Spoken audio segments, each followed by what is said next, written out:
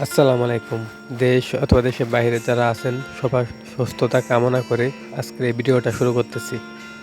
আজকে আমার এই ভিডিওটা খামারি ভাইদের জন্য, যারা আমরা দেশে দেশি মুরগি লালন পালন করে থাকি।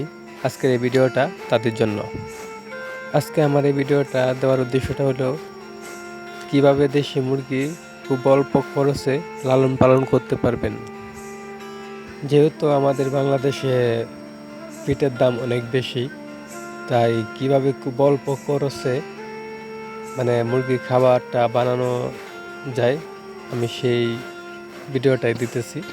আপনারা ভিডিওটা স্কিপ না করে ভিডিওটা পুরোটা দেখুন, সবারই কাজে আসবে। আমরা বাংলাদেশে কলা গাছ পাওয়া যায়, প্রত্যেক বাড়িতেই আছে। হয়তো আমরা কলা গাছগুলা নষ্ট করে ফেলি অথবা পচায় ফেলাই, কিন্তু এই কলা গাছ দিয়ে যে মুরগির খাবার হয় হয়তো এটা সবাই জানে না। তো আজকে আমার ভিডিওটা দেখেন তো সবই বুঝতে পারবেন। দেখেন, আমি প্রথমে কলা গাছ দিলাম 7-8টা কলা গাছ দিয়ে, তারপর লবণ দিতেছি, ভুসি দিতেছি, ফিড দিয়ে একসাথে মিক্স করে তারপর আমি একটা ঘাস দিয়ে আমি ফিডটা তৈরি করতেছি। তাতে লাভ কী হইল, মুরগি খাবারও বেশি পরিমাণ পাইলো, খরচও খুব কমে গেল। আমি এখানে প্রায় 150 কেজি খাবার বানাইতেছি। 150 কেজি খাবার আমার একবারে লাগে খাওয়ানোর জন্য মুরগিকে। তো এখন যদি আমি ফিড খাওয়াইতাম তাহলে 150 কেজি ফিড দিতে হতো। তো এখানে আমি কলা গাছ দিয়ে, ঘাস দিয়ে, ভুসি দিয়ে তো অনেকটাই আমার কমে গেছে। আমি 25 কেজি ফিড দিয়ে 150 কেজি খাবার বানাইতেছি, কিন্তু মুরগি পুরাপুরি খাবার পাইতেছে এখন। হয়তো আমরা বাইরে আছি, এখানে কলা গাছ অ্যাভেলেবেল পাওয়া যায় না, কলা গাছ কিনে আনতে হয়। কিন্তু আমাদের বাংলাদেশে যারা খামারি ভাই আছেন, হয়তো আপনাদের কলা গাছ কিনতে হবে না, হয়তো আপনার বাড়ির আশেপাশে আছে। কিন্তু আপনি এই কলা গাছ মুরগিকে খাওয়াইলে আপনার মুরগিলে অনেকটাই সুস্থতা থাকবো। তারপর গরমের দিন খাওয়াইলে ওটা আপনার, যেহেতু কলা গাছটা পানি জাতীয়, তাই গরমের দিনে মুরগি খাইলে অনেকটাই পানি পিপাসা কম লাগে। তাছাড়া শরীরের জন্য অনেকটা ভালো, যেহেতু ঠান্ডা জাতীয় কলা গাছটা, সেজন্য।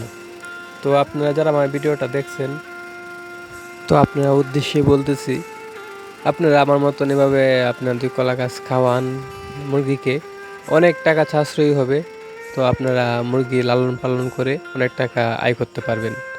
যেহেতু আমাদের ফিডটা এলো মেন, যেহেতু আমাদের ফিডটা টাকা লাগে বেশি বাংলাদেশে, তো ফিটের জায়গায় যদি অন্য কিছু দিয়ে কমায় আনা যায় খরচটা, তাহলে কিন্তু সেটা পুরোপুরি লাভবান হতে পারবেন।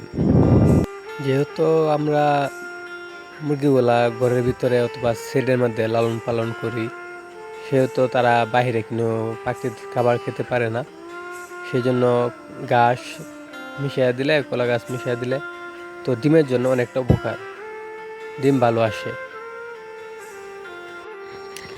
তো আমার মোটামুটিভাবে সব কিছু দেওয়া হয়ে গেছে।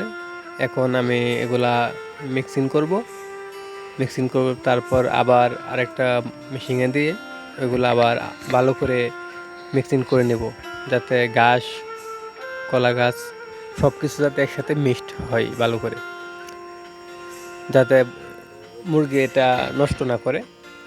যেহেতু কলা গাছটা অবশ্য মুরগি খাওয়া বেশি, এটা নষ্ট করে না। গাছটা যদি আপনার পাতা গাছটা হয়, এটা বেশি খায়। আর যদি ডালাটা একটু শক্ত হয়ে যায় গাছের, তাহলে ওটা একটু মুরগি নষ্ট করে। আর বিশেষ করে কলা গাছটা একটু নষ্ট করে না। তো আমার সব কিছু কমপ্লিট হয়ে গেছে। এখন আবার আমি আরেকটা কেনাতে নতুন করে দিব। তো মিক্স করার পর আমি মুরগিকে খাওয়ার জন্য প্রস্তুত হয়ে গেছে, আমি দিয়ে দিব মুরগিকে খাওয়ানোর জন্য। তো আপনারা যারা আমার ভিডিওটা দেখছেন, যদি ভালো লাগে তাহলে একটা লাইক দিয়েন, আর ভিডিওটা শেয়ার করেন, যাতে আপনার পাশাপাশি আরেকজনের ভিডিওটা দেখে কাজে আসে। পরবর্তী টাইমে নতুন নতুন ভিডিও দিব, কিভাবে কি করবেন। আবার পরবর্তী টাইমে যখন কলা গাছ দিব, তাছাড়া আমরা ওষুধ খাওয়াই মুরগিকে কী কী সম্পূর্ণ ওই ভিডিওতে দিব। যেহেতু আমার একটা নতুন একটা ইউটিউব চ্যানেল, তো সবাই একটু ফলো দিয়ে রাখেন যাতে আমার ভিডিওটা ছাড়লে আপনাদের সামনে যায়। তো সবাই ভালো থাকেন,